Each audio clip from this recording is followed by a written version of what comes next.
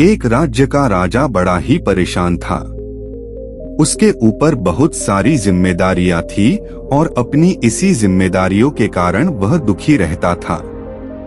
उसके जीवन में एक पल भी सुख नहीं था।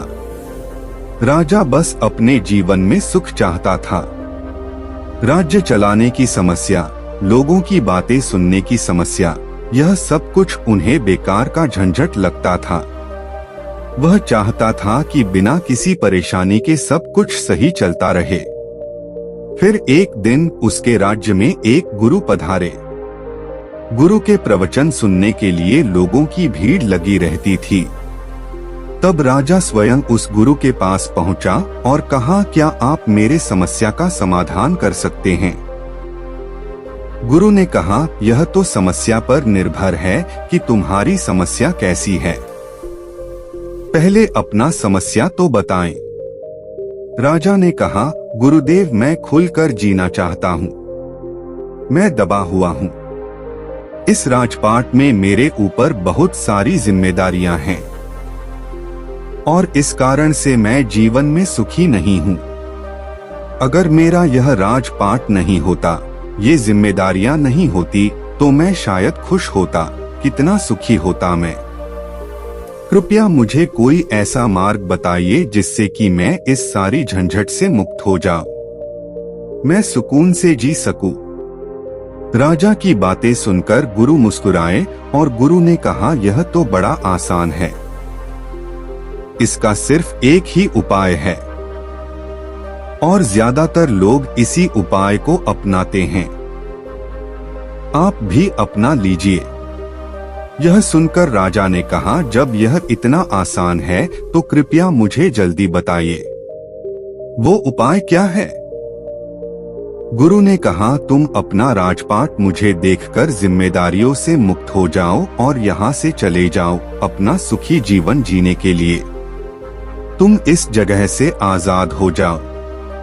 राजा ने कहा, गुरुदेव, जब यह जिम्मेदारियां मुझसे संभाली नहीं जाती तो आप इसे कैसे संभाल पाएंगे? मेरी तरह आपका जीवन भी दुख से भर जाएगा। गुरु ने कहा, कोई बात नहीं, हम दुख उठा लेंगे। और राजा अपने राज्य को गुरु को देने के लिए तैयार हो गया। उसने दरबार में सबके सामने गुरु का राज्याभिषेक भी किया और खुद उस राज्य को छोड़कर चला गया। जाते समय वह अपने साथ कुछ धन लेकर गया था। राजा अपने जीवन को बहुत शांत स्वभाव के साथ काटना चाहता था, जैसे उसे किसी चीज का दबाव ना हो, किसी चीज का डर ना हो, कोई परेशानी नहीं आए। राजा जिस धन को लेकर राजमहल से बाहर गया, उस धन से तो 1 वर्ष उस राजा का आराम से गुजारा हो गया। अब राजा को चिंता और परेशानी होने लगी कि आने वाला समय में वह अपने जीवन कैसे व्यतीत करेगा।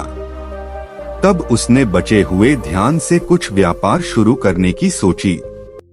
फिर उसने छोटा सा व्यापार आरंभ किया। उस व्यापार में राजा को इतना घाटा हुआ जो कि उसका जमा हुआ धन जो 6 महीने में खत्म होता, वह 1 महीने में खत्म हो गया। राजा के ऊपर और कर्जा भी हो गया था। लोगों से उधार ले चुके थे और उसी कर्जा को चुकाने के चक्कर में उनका सारा कुछ बिक गया। वे सड़क पर आ गए थे। अपने दुखों को देखकर वह राजा इतना चिल्लाया कि यह दुख मेरा पीछा क्यों नहीं छोड़ता है, जिस दुख को दूर करने के लिए मैंने राजपाट सब कुछ त्याग दिया, फिर भी यह दुख मेरे पीछे ही आ रहा है। मैं अब क्या करूं?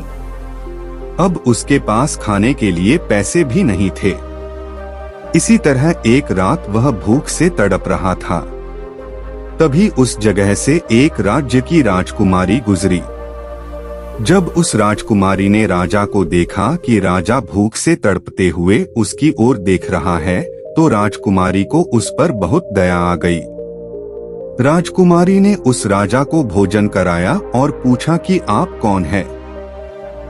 राजा शर्म के मारे अपने बारे में कुछ भी नहीं बताया। किसी कारणवश राजकुमारी को वह राजा बहुत पसंद आया, तो उनसे कहा कि मैं आपको पसंद करती हूँ। क्या आप मुझसे विवाह करेंगे? मेरे पिता एक राजा है और उनके बाद आप ही मेरे राज्य के राजा होंगे। राजकुमारी की बात सुनकर राजा ने सोचा कि यह बहुत अच्छा समय है मेरी गलती सुधारने के लिए। इसके बाद मेरा जीवन आसानी से कटेगा, आराम से गुजरेगा। तो राजा ने हाँ कह दी। दोनों का विवाह हो गया। राजकुमारी के पिता ने एक दिन राजा को बुलाया और कहा, हमने आसपास के सभी राज्य को जीतने का मन बनाया है और हम चाहते हैं कि आप मेरे सेना का सेनापति बनकर यह कार्यभार संभाले। यह सभी राज्य जीतकर हमें तोहफे दे। राजकुमारी के पिता राजा की बात सुनकर वह राजा बहुत परेशान हो गया। फिर वह सोचने लगा कि अच्छा खासा बिना मेहनत के बिना कुछ करे ही जीवन चल रहा था। अब बेचारा राजा क्या करे? वह यह बात सुनकर ना भी नहीं कर सकता था और वह वहां से भाग भी नहीं सकता था। जब एक रात राजा को मौका मिला तो वह युद्ध शुरू होने से पहले ही रात को महल से निकल गया और फिर अपने साथ कुछ धन लेकर दूसरे राज्य में चला गया। फिर वहां गुजर बसर करने लगा। कुछ समय के बाद वह धन भी खत्म हो गया। अब उस पर खुद को पालने की जिम्मेदारी आ गई थी। इसी तरह जब वह मजदूरी कर रहा था तो एक उसे अपने राज्य की याद आई। वह सोचने लगा कि मैं भला ठीक ठाक था, अपने राज्य में शान से जीता था। इतनी धन दौलत, कितने महल, इतने लोग उसके चारों तरफ घूमते रहते थे। पहली बार वह मजदूर का जीवन जी रहा है। तब उसने सोचा क्यों ना अपना राज्य वापस चला जाए। फिर गुरु से विनती करके फिर से कहूंगा कि वह मेरा राज्य लौटा दे। यह निर्णय करने के पश्चात वह वापस अपने राज्य पर चला गया। उसने देखा कि राज्य में चारों ओर खुशहाली है। राज्य में नए नए निर्माण कार्य चल रहे हैं और सब लोग अपने नए राजा की तारीफ भी कर रहे हैं। राज्य की सीमा पर एक शक्तिशाली सेना भी खड़ी है जो अपने राज्य को बाहरी आक्रमणों से बचाती रहती है।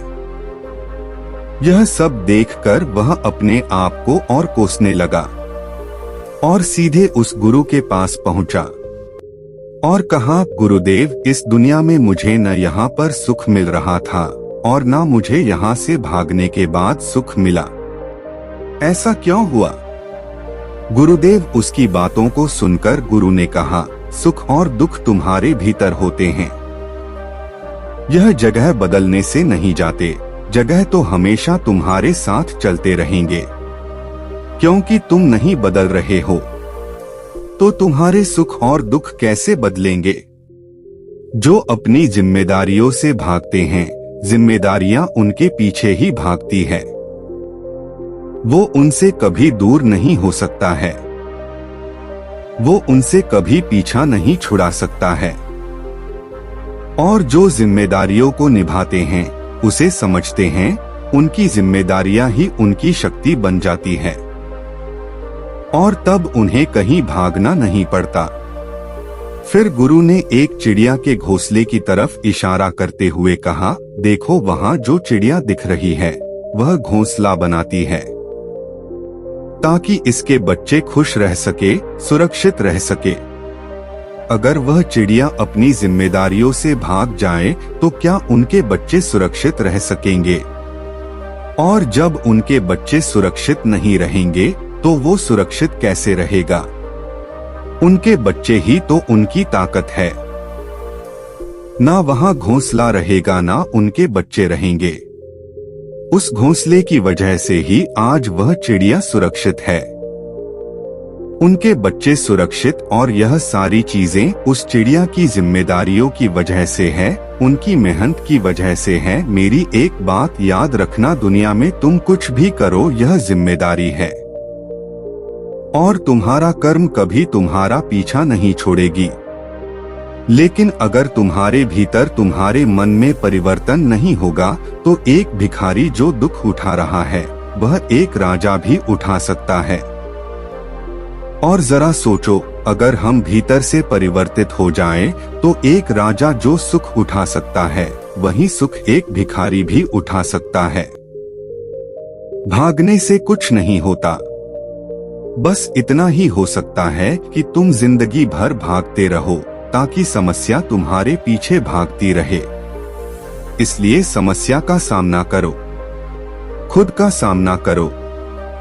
जिस दिन खुद का सामना कर लिया, खुद को पा लिया, खुद को जीत लिया, तो उस दिन तुम सुखी रहोगे, तुम खुश रहोगे। इस कहानी से यह सीख मिलती है कि आप भी अपने सांसारिक जीवन में किसी भी मकसद को लेकर, किसी भी जिम्मेदारियों को लेकर, चाहे वह आपका घर, परिवार, नौकरी, दोस्त, यार, इन सब चीजों से ना भागे।